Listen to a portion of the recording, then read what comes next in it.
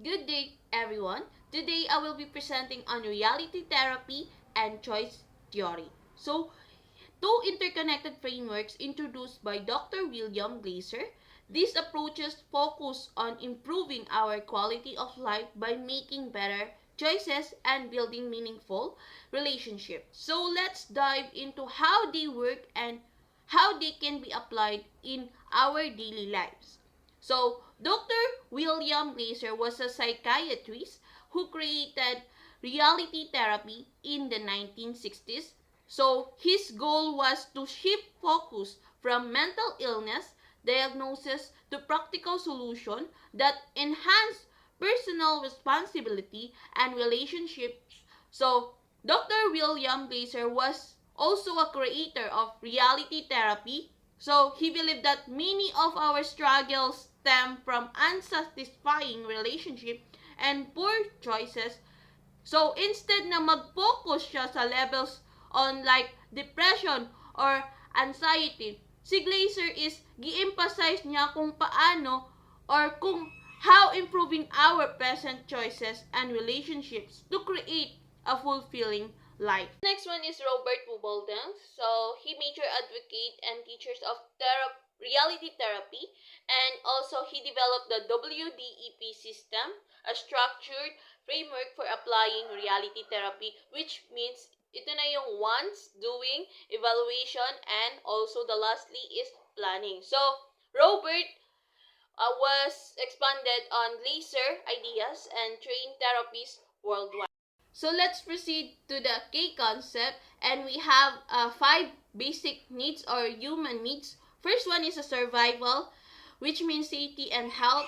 The second one is love and belonging, which means building relationships. The third one is a power, which means achievements and recognition. The fourth one is the freedom, which means independence and self-direction. The fifth one is fun, which means enjoyment and satisfaction. The last one is a choice theory. The choice theory, all behavior is purposeful and driven by need to fulfill these five basic needs. Which means reality therapy is based on Glaser's choice theory, which is nag-identify siya sa five basic needs. Yun yung nasabi ko kanina. We all have share a survival, love, and belonging, power, freedom, and fun. For example, love and belonging is considered the most important because meaningful relationships are essential. Parang good to satisfy other needs. Another example is think of Sarah.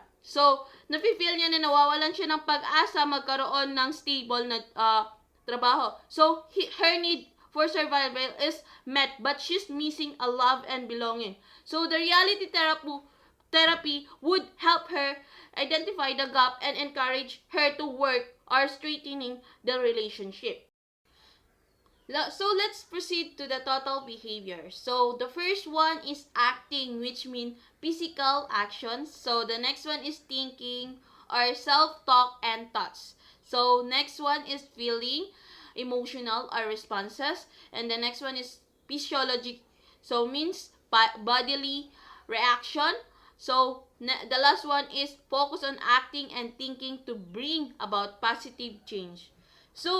In a choice theory, behavior is made up of four parts, which is acting, thinking, feeling, and physiology. The key idea is that while we can directly control our emotion or body responses, we can influence them by changing how we can act and think. For example, or for instance, si Maria, nafe-feel niya na nape-pressure siya before mag-exam. By choosing to study regularly, which means to act or acting, and adopting positive self-talk like have prepared well, which means nagathink siya or thinking. She can reduce her anxiety and perform better kasi nga nag-study siya. Let's move to the therapeutic process. The therapeutic process, goals and role of the therapist. Therapeutic goals improve relationships and meet needs. So, the empower clients to make better choices. So, the next one is role of the therapist, which means ask reflective questions to judge clients. So, avoid blame, focus on solution. That's mean. So, the main goal ng reality is to or reality therapy is to help clients to take charge of their lives by meeting their needs and improving relationship. So, si therapist is don't di niya gina-judge or gina-duel ang past life ng or past ng clients. Instead, they ask questions like what do you want and what are you doing to achieve it. So, for example, yung therapist is nagamit as siya as a procrastinating student. So, it's avoiding homework, helping you achieve your goal for graduating. This encourages self-reflections and accountability. So, let's proceed to the WDEP system. So, the first one is wants or W. So, meaning to say is explore desires and goals. So, the next one is direction and doing, which means focus on current behavior. The next one is E, self-evaluation, assess if actions align with goals. Next one is P, which means planning, create actionable specific plans. So, the WDEP system is a tool in reality therapy that helps clients clarify their goals and take actions. So, it stands for wants, direction, and doing, self-evaluation, and planning. So, let me explain each steps with examples. So, una is si W, si wants. So, Marx wants to improve his relationship with his brother but doesn't know how. So, the therapist helped him clarify what he truly desires, a closer bond, and assess if his actions align with this goal. Friends, by scheduling weekly meetups. The next one is D. So, direction and doing. So, example, si Jane is nafe-feel niya na nasa stuck siya sa kanyang work but isn't taking steps to change it. By examining her daily action, so the therapist helps her identify opportunities to upskill or explore new roles para ma-upgrade niya or mahanap niya ang mga iba't ibang skills niya na magiging compatible siya sa work na yon. So, the next one is self-evaluation, which means the E. So, for instance, si Paul wants to save money but spends impulsively. So, he realized the need to set a budget. So, dahil doon, kapag nakaset siya ng ganun, makukuha niya yung goal niya na makaipon. So, P, which means planning. So, for example, Lisa plans to reconnect with friends by scheduling weekly in meetup. So, application in group counseling. So, in a group therapy allows individuals to share experiences and building supportive relationships. So, members learn to take responsibility and create action plans.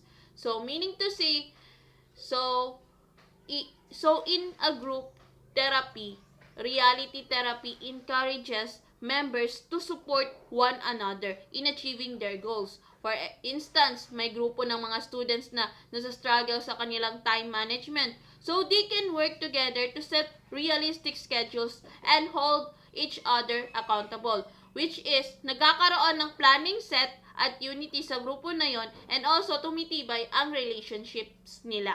So, let's proceed to the multicultural perspective. So, the first one is a strengths. So, strengths respect individuals' values and encourage culturally relevant plans. So, the challenges may not fully address systematic issues like racism or poverty. So, in the reality therapy is adaptable to diverse cultural context because it focuses on personal values and goals. So, however, meron siyang limitations in addressing external barriers like yung discrimination. So, sa therapist, need to consider these factors when working with clients. So, from marginalized backgrounds. So, parang nagkakaroon ng respects or para maiwasan yung issues, kumbaga, masyadong gina-valuable ang respects for individual, even your client.